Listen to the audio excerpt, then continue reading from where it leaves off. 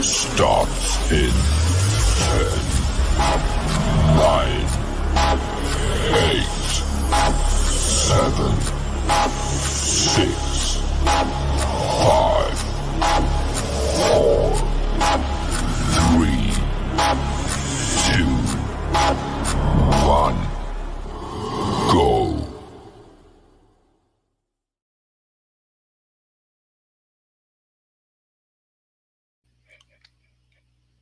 Hello, everybody, and welcome to Ensemble Stage's version of our Giving Tuesday. You're probably wondering, why are we doing it now, and why live stream, or what I have called our Stream-A-Thon.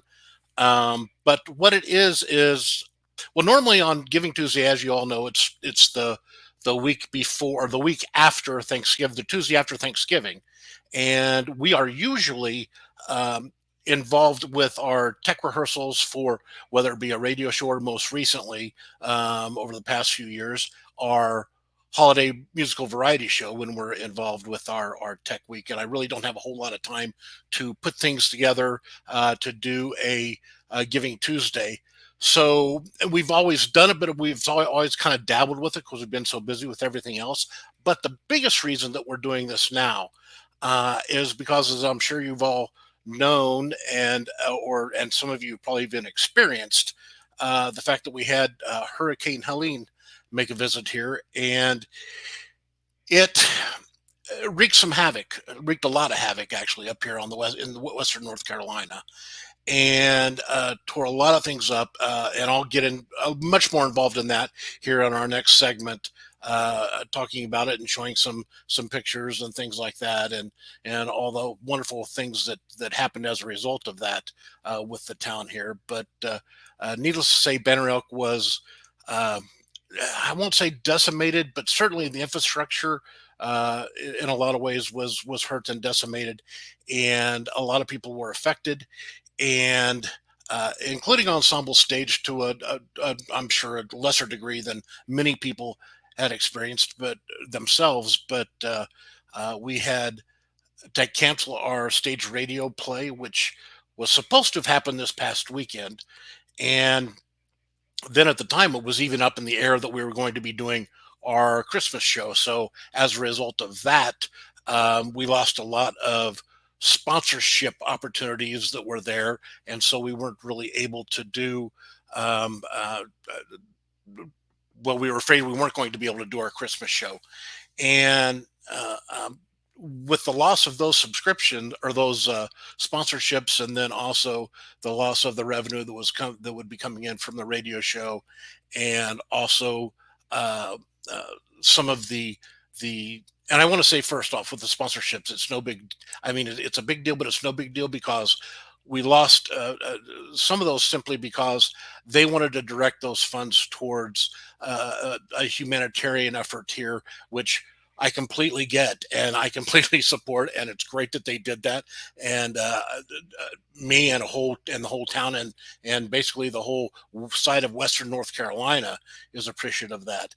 But when that happened, and we lost that sponsorship, uh, our and on top of us finding out that it looks like we're going to be able to do our Christmas show, then we had quite a deficit of covering costs. And unfortunately, Helene came at a time when our coffers are normally a time of year when our coffers are normally lower than normal, because we just closed out our summer season. And but we use our stage radio show, and our sponsorships for our Christmas show, and our Christmas show um, ticket sales, and also our end of year giving stuff, to get us through that and build our coffers back up. And since some of that didn't happen and isn't going to happen, and then um, uh, it resulted in us being a little nervous about what we had in our coffers, and we decided to make a much more aggressive stance here. And so when we did that, it was we decided to do this. So bear with me. I'm a little nervous right now as things get going here. This is all off the cuff. I don't have anything scripted here. So anyway, it's what you'll see throughout. I'll be doing this for a 24-hour span, a true Stream-A-Thon, as you will, and the I won't be on the air every minute of every hour for 24 hours. But we've got a lot of cool things happening. We've got lots of people coming in to chat with us, actors we've worked with before on shows, and also a playwright, and it's going to be a lot of fun. And plus, we have some music from some of our wonderfully talented actors who are also very musically inclined, unlike me, I've always called myself a single threat. I'm not a triple threat actor. I can't sing and I can't dance, but I'm a pretty good actor. So I'm what they call a single threat as opposed to a triple threat. But anyway, some of those triple threat people are also going to be singing, doing some songs for us, and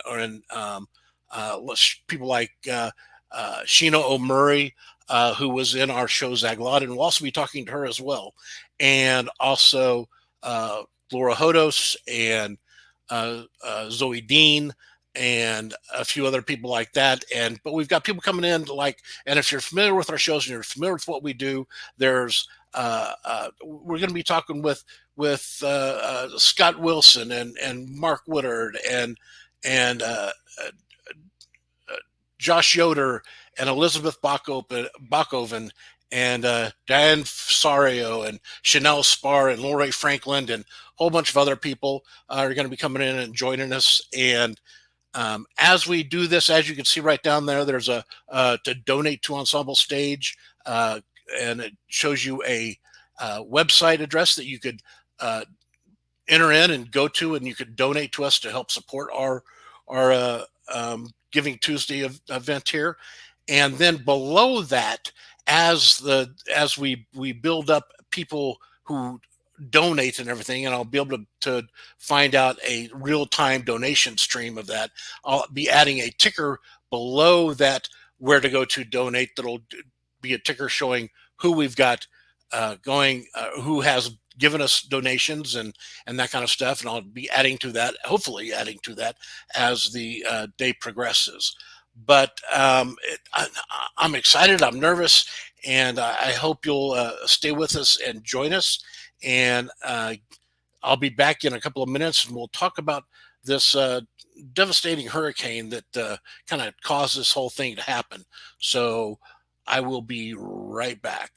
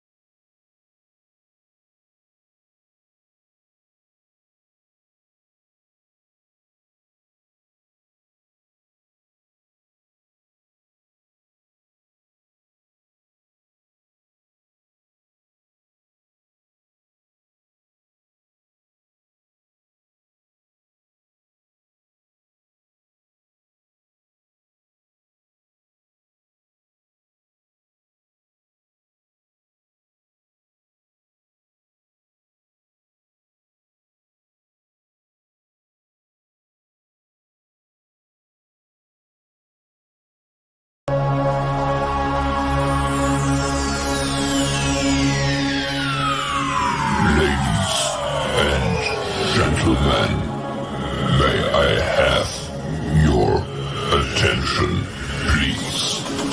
The show starts in 10, 9, 8, 7, 6, 5, 4, 3, 2,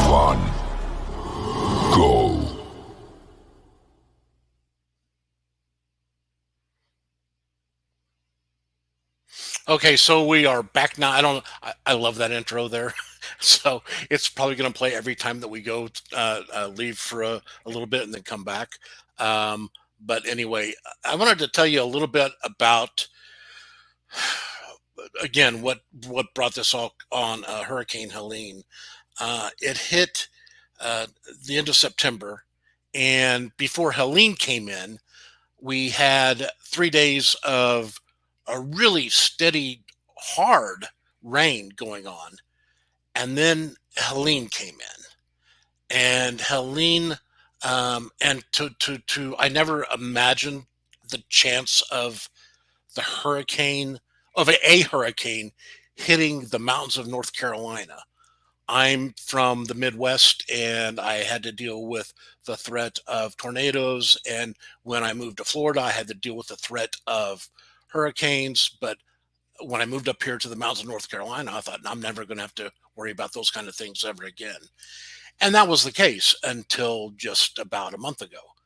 And then, like I said, Helene moved in, and Helene, over the course of 48 hours, dumped uh, an additional 20 inches of rain on top of what had already saturated our ground. Um, they had it had. Sorry, I'm getting ready. I'm trying to put up a. There we go. These are some slides from the effects and the devastation that happened around here, and this is just in Banner Elk. And but anyway, we had sustained winds of about 35 miles an hour. We had wind gusts of 60 miles an hour. Um, we had the whole town, Banner Elk, had lost power for a long period of time. 100% of the power had been lost in Banner Elk as far as electrical power. Also, we lost cell towers. We didn't have cell power. We lost, obviously, internet as well. And then on top of all of that, um, we lost water because of, and as you can tell by these pictures that I'm showing, you can tell that it just devastated, it decimated our water infrastructure. All the sewer lines, all the water supply lines had just been destroyed. And so after the hurricane left, uh, it was it was nerve wracking and scary. And but then this is the really cool part. After everything was gone and everything left, then things started. Wonderful things began to happen, and that was being able to witness a whole town coming together and people helping everybody else, and reaching out and seeing if they're okay and seeing if somebody needed help with anything. And it wasn't the thing of somebody saying, well, do you need me to do this for you, it'll cost this much. There's no such thing as that. It was all just uh, let me help. If there was a tree that fell across the roadway, there was somebody who would walk up and go, here, let me get that, let me fix that. um, uh, Eggers Construction, who is actually right down the hill from where we live, they jumped out there right away and just started clearing things off the roads and started doing work. And I don't think anybody even asked them; they just did that.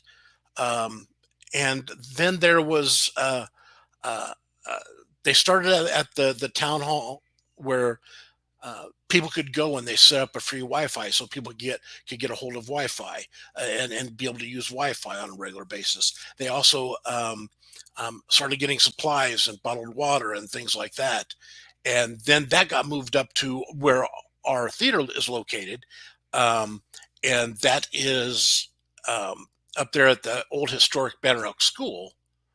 And the so they brought in, there's all kinds of donated supplies came in, everything from diapers and car seats to canned goods, and then on top of all that kind of stuff, oh, and cleaning supplies, uh, and then on top of all that, then there were these groups that started just feeding people because they realized nobody had water, nobody could do anything, nobody could uh, cook anything, and because number one, a lot of us still didn't have power, um, but also we didn't have water to clean the dishes or anything like that. So there were these people that jumped in and started providing food for the town. Anybody that came in, it was free. Stonewalls was the first one that I saw that did that. Uh, they had their I think it's Give a Cluck or whatever it is, their truck that they have, that they set up, and they would feed, they would have dinner for people. Anybody who walked up wanted something to eat for dinner, they would have it, and they would have something ready for you to have for dinner, along with uh, Best Western. Best Western was so amazingly helpful in the beginning, and still is, frankly. But the Gadabouts, which is a catering service there at Best Western, they pitched in and they had breakfast available, lunch available, and dinner available for anybody that needed it. And they also had a relief station, um, where people could come and get stuff. Now, what you're seeing right there on the screen right now, that's pictures of just the first couple of days of when the historic Banner Oak School was starting to be used as a storage place and for things to be for people to come in and pick up. But uh, it's been pretty amazing. And then, of course, the High Country Charitable Foundation, down there across from Elk River, they jumped in and they started providing uh, food in the morning into the afternoon for people, anybody that wanted it. And all these places are still doing that now. And it's just, it was amazing and still amazes me. I was mentioning Best Western. Best Western, uh, they set room because they had their own water supply. They didn't lose their water, so they set rooms aside for people, the town people, anybody who wanted to come in and take a shower. You can just go there, get a key from Best Western, go in, take a shower, bring the key back, and go about your way. And you can do that every day. You could do that twice a day. You could do it however often you wanted to do. They also had a washer and dryer there for people to use.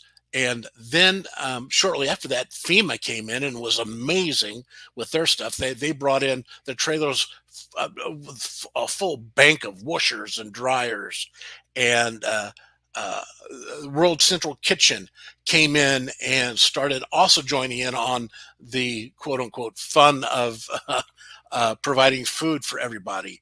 And so it's just been amazing. And there's, I hesitate to do this because there's so many that I don't know the names of, but so many that deserve a shout out for the things that they've done for this effort. And the first one, I think, is the most public one that people have seen if they've been by the Relief Center is Nancy Owen. Nancy Owen, um, basically, from day one after this, she was out there kind of coordinating the efforts out there in the field. Um, and you see her every day there at the historic Banner Oak School, making sure things are going okay. On top of what I'm sure she's also doing her regular duties there at Town Hall. But just so many hours. I can't even imagine how many hours Nancy has put in, along with the town council, people on the town council, Mike Dunn, who's been out there every day helping with food and kind of helping give information to people when they come up if they wanted information. Um, the and the first responders that have been here with the fire department and the police department.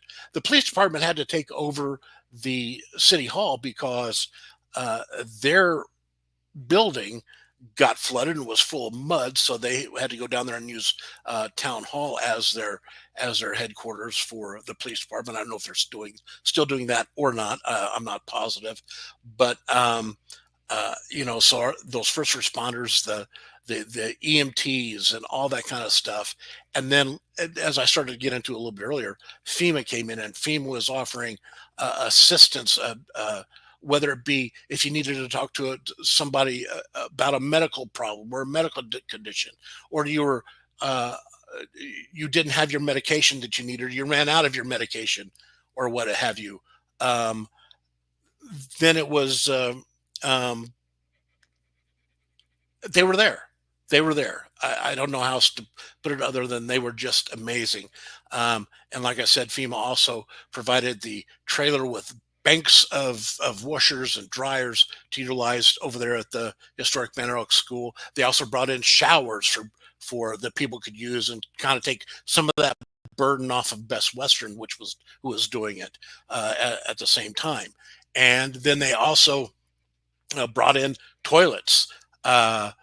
There for, and for the longest time, I if somebody asked me which I would want to be without if I had the choice of electricity, water, or internet, which one would I want the most, or cell service?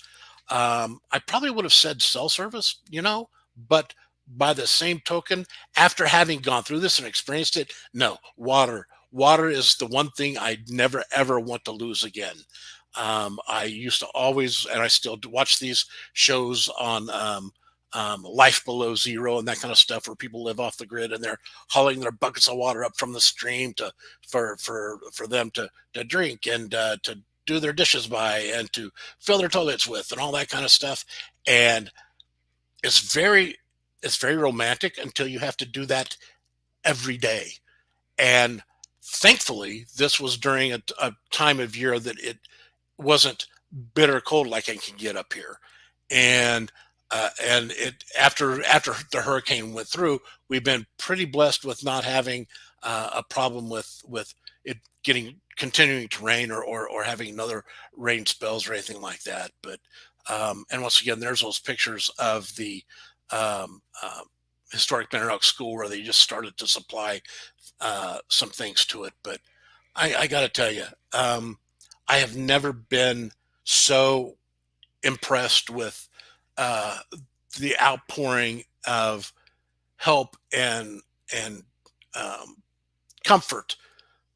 And one person I forgot to mention, because he's really behind the scenes and we never see him, um, and that's the town manager, Rick Owen.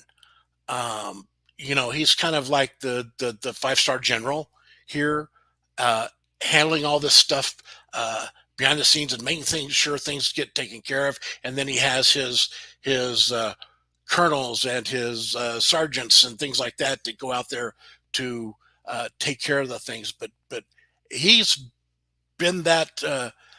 He's been there from the beginning, and has been organizing all this stuff, and so a giant shout out to Rick Owen, our town manager, and of course everybody else who's been involved. And like I said, I know I'm not remembering everybody, and I apologize for that. And there's a lot of people that I've met there. The volunteers at the relief center have just been amazing in helping out, and there's some of them have been showing up every day, 7 days a week, just like Nancy's been doing, just like Mike Dunn has been doing. They all deserve our big, huge gratitude. So if you're out here in the area, or if you know who I'm talking about, make sure you tell them thank you. And there's no other way to. I knew I loved this town from the minute I moved here. Um, but now that love of this town, this Banner Elk, this gem that is in the mountains of North Carolina, is so strong and so big that it, there's no place I'd want to be other than here, no matter what. Um, they're just amazing people. So anyway, so there's the story that I know of, my brief little story of the hurricane that happened and everything like that. I'm going to be back in about 5 5 minutes or so, and with our first guest, Maya Wampuzik. If I'm hopefully I'm saying that right. I I butcher her last name all the time, but she was one of the stars in our world premiere production of Zagalata, and she'll be back here at around 11 o'clock to chat with us, and we'll go from there. And we'll be right back.